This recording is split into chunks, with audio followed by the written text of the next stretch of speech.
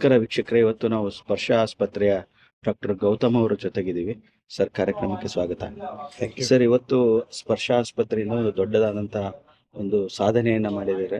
13 ವರ್ಷದ ಮಗುವಿಗೆ liver transplantation ಮಾಡಲಾಗಿದೆ ಯಶಸ್ವಿಯಾಗಿ.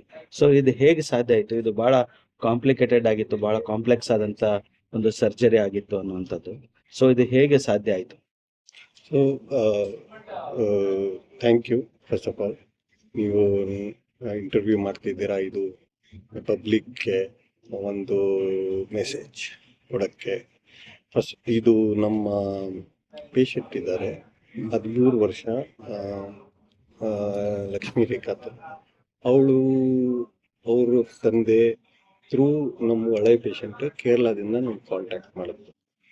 ಅವ್ರು ಹೇಳಿದ್ರು, ನಮ್ಮ ಲೋಕಲ್ ಡಾಕ್ಟರ್ ಹೇಳ್ತಿದ್ದಾರೆ ಲಿವರ್ ಟ್ರಾನ್ಸ್ಪ್ಲಾಂಟೇಶನ್ ಬೇಕಿದೆ, ಬಟ್ ಇಲ್ಲಿ ನಮಗೆ ಆರ್ಗನ್ ಸಿಗ್ತಿಲ್ಲ ಕೇರಳದಲ್ಲಿ, ಮತ್ತು ನಮ್ಮ ಮನೆಯಿಂದ ಕೊಡೋರು ಎಲ್ಲರೂ ಡಯಾಬಿಟಿಕ್ ಇದ್ದೀವಿ, ಕೊಡೋಕ್ಕಾಗ್ತಿಲ್ಲ, ಮಾಡ್ಬೋದಾ ಅಂತ. ಆಪ್ರೇಷನ್ ನಮ್ಮ ಟೆಕ್ನಿಕಲ್ ಟೀಮ್, ನಮ್ಮದು 7-8 ಸರ್ಜನ್ ಇದ್ದೀವಿ ನಾವು.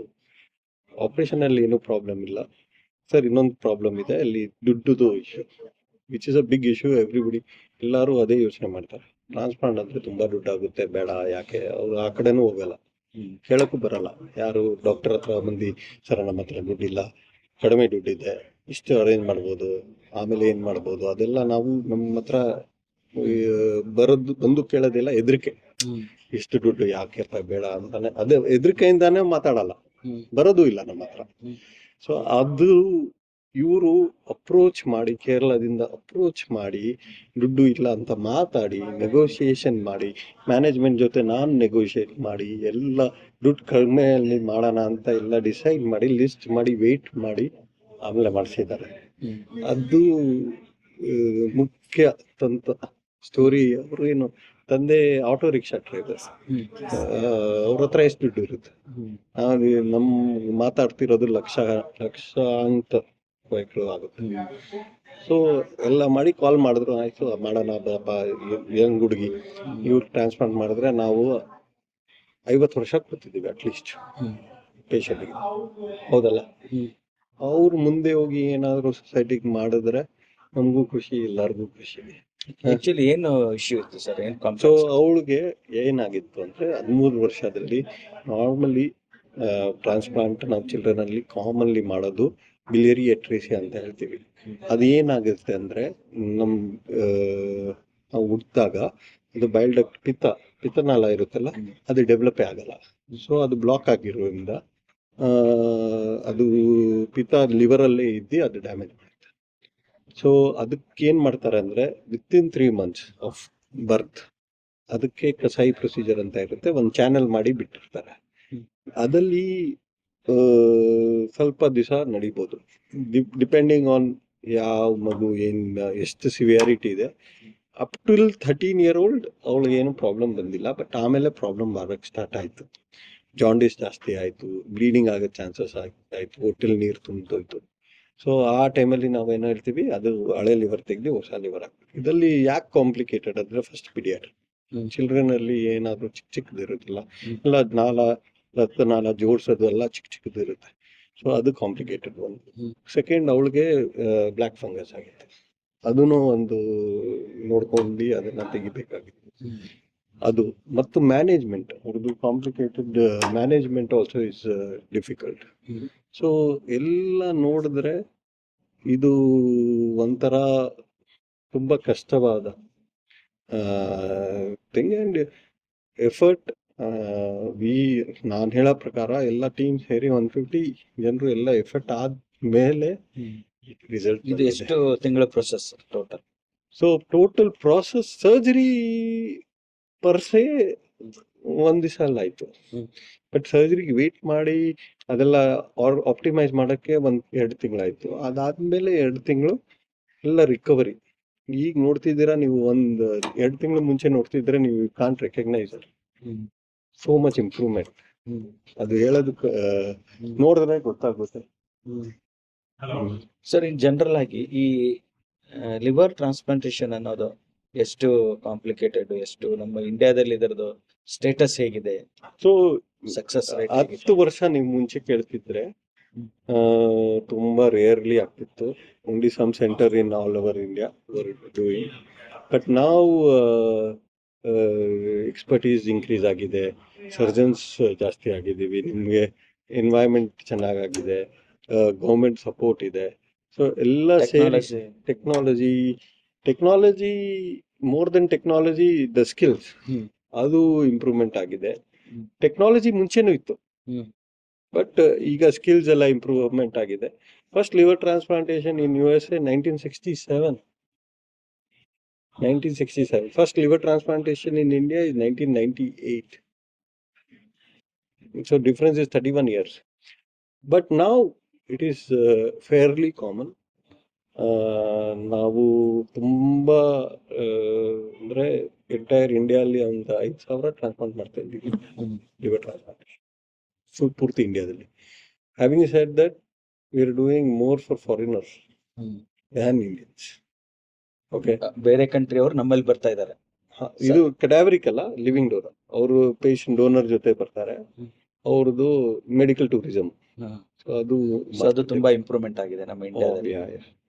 ಡೋನರ್ಸ್ ಅದೇ ದೇಶದವರ ಅವರೇ ಬರ್ತಾರೆ, ಅವ್ರ ರಿಲೇಟಿವ್. ನಮ್ಮ ಲಾ ಏನಿದೆ ಅಂದ್ರೆ only family donor can donate.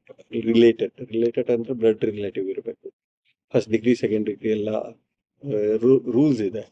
So family ಅವರು ಲೆಟ್ಸೆ ಫಾರಿನ್ ಇಂದ ಬಂದ್ರು ಫ್ಯಾಮಿಲಿ ಮೆಂಬರ್ನ ಕರ್ಕೊಂಡ್ಬರ್ಬೇಕು. ಯಾರಿಗಾದ್ರೂ ತರಕ್ಕಾಗಲ್ಲ, ಫ್ಯಾಮಿಲಿ ಮೆಂಬರ್ ಬಂದು ಅವ್ರಿಗೆ then we test, DNA test ಇದನ್ನೆಲ್ಲ ಮಾಡಿ ಕನ್ಫರ್ಮ್ ಮಾಡಿ ಆಮೇಲೆ. ಸೊ ಈ ಡೋನರ್ಸ್ ಇರ್ತಾರಲ್ಲ, ಅವ್ರಿಗೇನು ಇದು ಇರುತ್ತೆ ಅಂದ್ರೆ ಅವ್ರಿಗೇನಾದ್ರು ಲಿವರ್ ಡೋನರ್ಗೆ ಏನು, ಅವ್ರು ಯಾವ ರೀತಿ ಪ್ರಿಪೇರ್ ಆಗ್ಬೇಕು? ಡೊನೇಷನ್ ಮಾಡೋದ್ರಿಂದ, ಲಿವರ್ ಡೊನೇಟ್ ಮಾಡೋದ್ರಿಂದ ಅವ್ರ ಹೆಲ್ತ್ಗೆ ಏನಾದ್ರು ತೊಂದರೆ ಆಗುತ್ತೆ? ಸೊ ನಾನು ಹೇಳ್ತೀನಿ, ಲಿವರ್ ಡೊನೇರ್ಗೆ ತೊಂದರೆ ಆಗುತ್ತೆ, ಬಟ್ ಇನಿಷಿಯಲಿ ಅದು ನೋವು. ಮೋಸ್ಟ್ ಕಾಮನ್ ಪ್ರಾಬ್ಲಮ್ ಅವ್ರಿಗೆ ಆಗೋದು ಪೇನ್. ಅದು ಬಿಟ್ಟು ಒನ್ಸ್ ಲಿವರ್ ಗ್ರೋ ಆಯ್ತಲ್ಲ, they can lead a normal life. ಏನು ಮೆಡಿಸಿನ್ ಇರಲ್ಲ, ಏನು ಬೇರೆದು ಪ್ರಾಬ್ಲಮ್ ಇರಲ್ಲ. ಲಿವರ್ ಇಂದ ಮದುವೆ ಮಾಡ್ಬೋದು, ಮಕ್ಕಳಾಗ್ಬೋದು, ಎಲ್ಲ ನಾರ್ಮಲ್ ಲೈಫ್ ಲೀಡ್ ಮಾಡ್ಬೋದು. ಲಿವರ್ ಇಂದ ಇನ್ನೂ ಜಾಸ್ತಿ ಪ್ರಾಬ್ಲಮ್. ಲಿವರ್ ಡೊನೇಟ್ ಮಾಡೋರು ಏನ್ ಭಯ ಪಡ್ಬೇಕಾಗಿಲ್ಲ, ಇಲ್ಲ, ಅವ್ರಿಗೇನ್ ವರೀಸ್ ಇಲ್ಲ ಆತರ. ಇಲ್ಲ. ಅದೇ ನಾವು ನೋಡ್ಕೊಂಡ್ವಿ, ಎಲ್ಲರೂ ಡೊನೇಟ್ ಮಾಡಕ್ಕಾಗಲ್ಲ. ಸೊ ವಿ ಅಸೆಸ್ ಮಾಡ್ತೀವಿ, ಸ್ಕ್ಯಾನಿಂಗು, ಬ್ಲಡ್ ಟೆಸ್ಟ್. ಸೊ ಯಾಕಂದ್ರೆ ನಾವು ಸೆಲೆಕ್ಟ್ ಮಾಡ್ತಿದ್ದೀವಿ ಹೆಲ್ತಿಯೆಸ್ಟ್ ಇಂಡಿವಿಜುವಲ್ ಡೊನೇಟ್ ಮಾಡಕ್ಕೆ. So actually they do better than the normal individual. ಅರ್ಥ ಆಯ್ತಲ್ಲ? ಸ್ವಲ್ಪ ಜನಕ್ಕೆ ಫ್ಯಾಟಿ ಲಿವರ್ ಇರುತ್ತೆ, ನಾವು we push them to lose weight. So ಅವ್ರ ಹೆಲ್ತ್ ಆಕ್ಚುಲಿ ಇಂಪ್ರೂವ್ ಆಗುತ್ತೆ ಡೊನೇಷನ್ ಇಂದ. ಸೊ ಅದು ಒಂದು ಯೋಚನೆ. ಪೇನ್ ಹೇಳಿದ್ರಲ್ಲ, ಪೇನ್ ಯೂಶಲಿ ಏನ್ ಎಷ್ಟು ಡ್ಯೂರೇಷನ್ ಇರುತ್ತೆ ಅಥವಾ ಹೌ? ಸೊ ಇನಿಷಿಯಲ್, ಬಿಕಾಸ್ ಏನಾಗಿರುತ್ತೆ ಅಂದ್ರೆ, ಒಂದು ಸಿಕ್ ಪರ್ಸನ್ ನ ಆಪರೇಟ್ ಮಾಡ್ತೀರಾ, ಅವ್ರಿಗೆ ಅಷ್ಟು ಪೇನ್ ಆಗಲ್ಲ. ಒಂದು ನಾರ್ಮಲ್ ಹೆಲ್ತಿ ಇಂಡಿವಿಜುವಲ್ ನ ನೀವು ಆಪರೇಟ್ ಮಾಡಿದ್ರೆ ಅವ್ರಿಗೆ ತುಂಬಾ ಪೇನ್ ಆಗುತ್ತೆ. ಸೊ ಅದನ್ನ initial I would say 7 days is painful. So but ಅದೇ ಮೇನ್ ಕಂಪ್ಲೇಂಟ್ ಅದೇ ಇರುತ್ತೆ. We give enough medicines. After that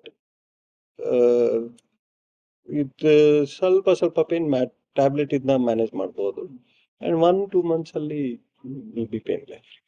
ಇಲ್ಲಿ ಸ್ಪರ್ಶದಲ್ಲಿ ಏನು ಇದಿದೆ ಸರ್, ಸ್ಪೆಷಲೈಸ್ಡ್ ಟ್ರೀಟ್ಮೆಂಟ್ ಅಂತ ಅಂದ್ರೆ ಲಿವರ್ ಟ್ರಾನ್ಸ್ಪ್ಲಾಂಟೇಶನ್ ಸಂಬಂಧಪಟ್ಟಂಗೆ ಏನ್ ಅಡ್ವಾನ್ಸ್ ಟೆಕ್ನಾಲಜಿ ಎಲ್ಲ ಏನ್ ಹಾಕೊಂಡಿದೆ? ಎಲ್ಲ whatever anywhere in the world is happening, we can do it here in Sweden. We have all the equipment, all the expertise, and all expertise. That is what is needed. All equipment is what needed. And post-op alla ಏನೇನ್ blood test ಎಲ್ಲ available ಇದೆ. So technology ಇದು. So if you go to some other place where let's say ಇದು ಒಂದು test ಆಗಲ್ಲ ಅಂದ್ರೆ ಕಷ್ಟ ಆಗುತ್ತೆ, but we have everything there is. So compare to anywhere in the world, we have everything. So expert team ಇದೆ, technology skill team we have very good, probably the best in Karnataka.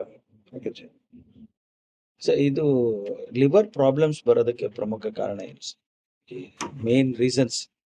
Liver problem ಬರಕ್ಕೆ main reason ಇರೋದು lifestyle. If your lifestyle is not good, you are not exercising, ದಪ್ಪ ಆಗ್ತಿದ್ದೀರಾ, diabetes ಆಗ್ತಿದೆ, that is the main problem for liver diseases these days. ಎಲ್ಲರಿಗೂ ಅನ್ಸುತ್ತೆ drinks ಮಾಡಿ liver ಜಾಸ್ತಿ problem ಬರುತ್ತೆ, ಬಟ್ ಅದು ಇದೆ. ಅದು second most common problem. Drinks ತುಂಬಾ ಜಾಸ್ತಿ ಮಾಡಿರ್ತಾರಲ್ಲ, ಡೈಲಿ ಕುಡಿತಾರೆ, ಸ್ವಲ್ಪ ಜನ ಡೈಲಿ ಕುಡಿತಾರೆ, ಬೆಳಗ್ಗೆ ರಾತ್ರಿ ಎಲ್ಲ ಕುಡಿಯೋರು, ಅವ್ರಿಗೆ ಲಿವರ್ ಪ್ರಾಬ್ಲಮ್ ಡೆಫಿನೆಟ್ಲಿ ಬರುತ್ತೆ. ಮತ್ತು ಸ್ವಲ್ಪ ಜನ ಹೇಳ್ತಾರೆ ನಾನು ಕುಡಿತಿದ್ರು ನಂಗೇನೂ ಆಗಲಿಲ್ಲ. ಜೆನೆಟಿಕ್ಸ್ ಬರುತ್ತೆ ಅದು, but mostly if you drinking too much or drinking, it will affect your liver. ಅದು there is no doubt about it. And third problem, viruses.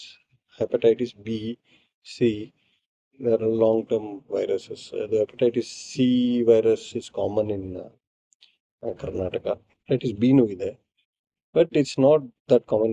Certain areas in world and India is very prevalent. Illi astilla, but that is also another problem. But up to what age treatment ಮಾಡ್ಬೋದು sir? ಅಂದರೆ liver transplantation ಮಾಡಿಸ್ಕೊಳ್ಳೋಕ್ಕೆ age limit up to ಎಷ್ಟರವರೆಗೂ ಮಾಡ್ಕೊಳ್ಳಿ? So the eldest person I transplant was 77-year-old. Doctor's father, who was very healthy, transplant ಮಾಡಿದ್ದೀವಿ successfully, and he lived. So ಒಂದು age limit ಅಂತಿಲ್ಲ. Age limit biological age ಎಷ್ಟಿದೆ ಅಂತ, chronological age ಹೋಗಲ್ಲ. ಸ್ವಲ್ಪ ಜನ 40-50 they look like 60-70. Then you need to be careful. ಅವ್ರು transplant ಮಾಡಿದ್ರೆ ಔಟ್ಕಮ್ ಚೆನ್ನಾಗಿ ಬರುತ್ತಾ ಇಲ್ವೋ ಅಂತ. ಬಟ್ ಓವರ್ ಆಲ್ ಅದೇ ಹೇಳ್ತಿದ್ದೀನಲ್ಲ, ಲೈಫ್ ಸ್ಟೈಲ್ ಚೆನ್ನಾಗಿ ಮಾಡಿ, ಸ್ವಲ್ಪ ಕ್ರಾನಲಾಜಿಕಲ್ ಬಯೋಲಾಜಿಕಲ್ ಏಜ್ ಕಡಿಮೆ ಮಾಡಿದ್ರೆ, then age is just a number. Then so I am not an ageist. ತುಂಬಾ ಮುಂಚೆ ಎಲ್ಲ ಹೇಳ್ತಿದ್ರು 60 ಆದ್ಮೇಲೆ ಏನು ಮಾಡಕ್ ಹೋಗ್ಬಾರ್ದು. 83 ಅಲ್ಲೂ ಆಪರೇಟ್ ಮಾಡಿದ್ದೀನಿ. 83 ಡೊನೇಷನ್ ತಗೊಂಡಿದ್ದೀನಿ. ಮತ್ಲಬ್ ಏನೋ ಡೋನರ್ನು ತುಂಬಾ ಜನ ಹೇಳ್ತಾರೆ ಯಂಗ್ ಡೋನರ್ ಇರಬೇಕು ಟ್ರಾನ್ಸ್ಪ್ಲಾಂಟ್ ಮಾಡಕ್ಕೆ, ಇವ್ರು ಕೊಡೋವ್ರಿಗೆ. 83-year-old donor we have taken and we have transplanted successfully. Thank you doctor. All right. Thank you for having ಇದು me. ಡಾಕ್ಟರ್ ಗೌತಮ್ ಅವರ ಮಾತು. ನಮ್ಮ ಸ್ಪರ್ಶ ಆಸ್ಪತ್ರೆಯ ಲೀಡ್ ಕನ್ಸಲ್ಟೆಂಟ್ ಆಗಿ ಅವರು ಈ ಲಿವರ್ ಟ್ರಾನ್ಸ್ಪ್ಲಾಂಟೇಶನ್ನ ಜವಾಬ್ದಾರಿಯನ್ನು ವಹಿಸ್ಕೊಂಡಿದ್ದಾರೆ. ಈ ಲಿವರ್ ಟ್ರಾನ್ಸ್ಪ್ಲಾಂಟೇಶನ್ಗೆ ಯಾವುದೇ ಏಜ್ ಲಿಮಿಟ್ ಇಲ್ಲ, ಡೊನರ್ಸ್ಗೂ ಕೂಡ ಯಾವುದೇ ಅಪಾಯಗಳಿಲ್ಲ. ಸ್ವಲ್ಪ ತಾತ್ಕಾಲಿಕ ನೋವಾಗುತ್ತೆ ಅನ್ನುವಂಥದ್ದನ್ನು ಬಿಟ್ಟರೆ ಡೊನೇಷನ್ ಮಾಡುವಂಥವ್ರು ಯಾರು ಡೊನೇಟ್ ಮಾಡ್ತಾರೆ, ಬಟ್ ಡೊನೇಟ್ ಮಾಡುವಂಥವ್ರು ಅವರ ಸಂಬಂಧಿಕರು, ರಕ್ತ ಸಂಬಂಧಿಕರೇ ಆಗಿರ್ಬೇಕನ್ನುವಂಥದ್ದು ಒಂದು ನಿಯಮ ಇದೆ. ಅದು ಬಿಟ್ಟರೆ ನಮ್ಮ ಭಾರತದಲ್ಲಿ ಈಗ ಸಾಕಷ್ಟು ಲಿವರ್ ಟ್ರಾನ್ಸ್ಪ್ಲಾಂಟೇಶನ್ ಆಗ್ತಾ ಇದೆ. ಬೇರೆ ದೇಶದವರು ಕೂಡ ಬರ್ತಾ ಇದ್ದಾರೆ ಅನ್ನುವಂಥ ಮಾತನ್ನು ಡಾಕ್ಟರ್ ಗೌತಮ್ ಅವರು ಹೇಳಿದ್ದಾರೆ. ಅವರಿಗೆ ಧನ್ಯವಾದಗಳು ಹೇಳ್ತಾ ಈ ಒಂದು ಸಂದರ್ಶನವನ್ನು ಮುಗಿಸ್ತಾ ಇದ್ದೀವಿ. Thank you. Thank you.